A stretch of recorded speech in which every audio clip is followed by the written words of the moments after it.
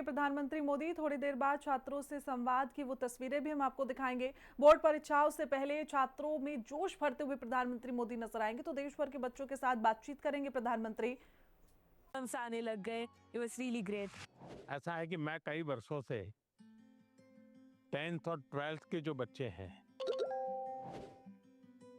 उनसे बातचीत करता रहता हूँ, परीक्षा पे चर्चा। और मैं बातचीत करता हूँ कुछ सीखने के लिए। मेरे लिए बहुत बड़ा ये सीखने का कार्यक्रम होता है, ये सिखाने का कार्यक्रम नहीं। तो मैं आज तमिलनाडु के नौजवानों को इसलिए मिल रहा हूँ कि मुझे कुछ सीखना है। तो आप में से अगर कोई कुछ बातें करना चाहते हो, अपनी बात बताना चाहते हो, तो मुझे सुनना है। कौन शुरू करेगा? छवि जैन है मेरा नाम। मुझे स्टार्टअप करना है, तो मुझे किन किन विषय की जानकारी चाहिए और एजुकेशनल लेवल पे मुझे क्या करना होगा जिससे मुझे स्टार्टअप के लिए मदद मिल सके। आपकी बात एकदम सही है। मैं भी आजकल जब भी किसी नौजवान से मिलता हूँ तो तुरंत कहते हैं स्टार्टअप। पहले आपका ध्यान इस बात पे होना चाहिए कि आप क्या करना चाहते हैं। कुछ स्टार्टअप ऐसे हैं जो सिर्फ टेक्नोलॉजी में इनोवेशन करना चाहते हैं। किसी को लगता है मैं ड्रोन बनाऊं, किसी को लगता है कि मैं घर में बिजली की व्यवस्था ऐसी खड़ी कर दूं। अपने किसी 4 दोस्तों को देख जानती हो जो टेक्नोलॉजी में एक्सपर्ट हैं। एक आध दोस्त है फाइनेंस में एक्सपर्ट है। चलो 4 लोगों की टोली बना दे, साइड में अपन स्टार्टअप शुरू करते हैं। जरूर नहीं कोई स्टार्टअप के लिए कोई 25 साल की उम्र चाहिए, आप कभी भी शुरू कर सकते हैं। छोटे छोटे स्टार्टअप से भी काम शुरू हो सकता है। तो मैं समझता हूँ कि अगर आपकी रुचि है तो बहुत अच्छी बात है। कुछ स्टार्टअप चलाते हैं, तुमको मिलने जाना और एक प्रोजेक्ट रिपोर्ट बनाओ, उनको बताना चाहिए मैं तो स्कूल से हूँ, मैं स्कूल का प्रोजेक्ट बना रहा हूँ। तो वो छुपाएगा नहीं, आपसे बताएगा। तो धीरे धीरे आपको ज्ञान भी मिलेगा कैसे कर सकते हैं। सर, हमेशा मुझे ये डर रहता है कि कहीं मैं पढ़ाई में ज़्यादा फोकस करूँ तो मैं अपनी पैशन खो दूँ।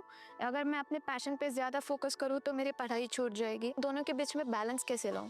देखिए, पहली बात है कि 2 अलग चीजें, ऐसा आप मानते क्यों हैं? दोनों उपयोगी हैं। जैसे मान लीजिए आपको आर्ट का शौक है? और आपने साइंस का कोई विषय पढ़ा और उसमें कोई लैब की चर्चा है और कुछ केमिकल मिलाने की चर्चा है। तो आप ऐसा कीजिए, कागज लीजिए, लैब बनाए, कागज पे पेंटिंग कर लैब बनाए। फिर जो केमिकल पढ़ने के थे, हर बोतल में केमिकल का नाम लिखे। फिर आप पढ़ने में आया था कि भाई इस केमिकल को मिलाने से ऐसा कलर बनता है, तो एक दूसरा चित्र बनाइए, उस पॉट के अंदर वो कलर। तो आपका चित्र का काम भी हो गया और आपको वो लेसन भी याद हो गया। यानी एक साथ दोनों चीजें बहुत अच्छी तरह से आप कर सकते हैं। आपके थकान को उतरने के लिए भी एक प्रकार से आपके पास जो कला है, क्राफ्ट की, जो कुछ भी आपकी सीखने की इच्छा है, वो आपको मदद कर सकती है। डेली या सप्ताह में 2 दिन आधा घंटा इसके लिए दो। समाज जीवन में जिसकी जरूरत है वो शिक्षा तो करनी है, लेकिन जो व्यक्ति के जीवन में उपयोगी है वो आप इससे कर सकती हैं। हमारा देश भी 2047 में डेवलप्ड राष्ट्रों के साथ एक होने वाला है। मेरा प्रश्न क्या है कि हम नवयुवक इसे हासिल करने के लिए क्या कर सकते हैं? मुझे अच्छा लगा कि मेरे देश के 10th 12th के बच्चों के मन में भी 2047 विकसित भारत का ड्रीम है। ये मेरे लिए बहुत बड़ी खुशी की बात है ना। आज मुझे अब मजा आएगा। वाह, देखिए ये चीज है ना। अब 2047 में विकसित भारत यानी क्या है? आपने कभी सिंगापुर के विषय में सुना होगा। सिंगापुर एक जमाने में एक मछुआरों का छोटा सा गांव था, उसमें से आज इतना बड़ा बन गया। तो ली कुआन यू कहते थे कि भाई अगर हमको डेवलप कंट्री बनना है तो हमें अपनी आदतें डेवलप कंट्री के लोगों की होती वैसी बनानी पड़ेगी।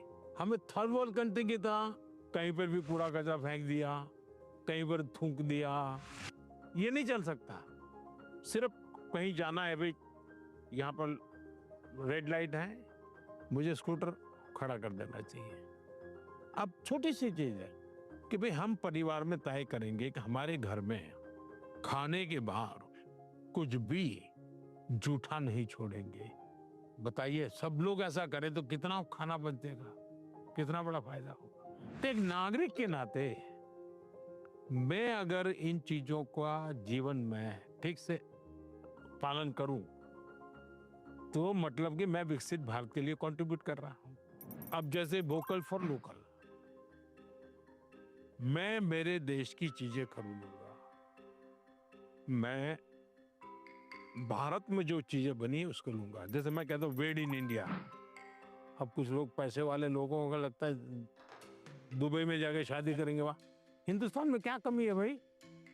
हम सब देश के नागरिक छोटी छोटी चीजों को करें, हम जरूर विकसित भारत बनाने में अपना दायित्व निभा सकते हैं, हम कंट्रीब्यूट कर सकते हैं। He was shocked that, oh my God, a student is actually concerned about this. And he told us that it's the small steps that matter, not the large ones. मेरा आपसे प्रश्न ये है कि कोई भी छात्र या कोई भी मनुष्य अपना जीवन जब व्यतीत करता है तो बहुत सारे चुनौतियों का सामना करता है। जब चीज़ें डिफ़िकल्ट हो जाती है तभी हमको हमारा जो मोटिवेशन होता है जीवन व्यतीत करने में वो कम होता है।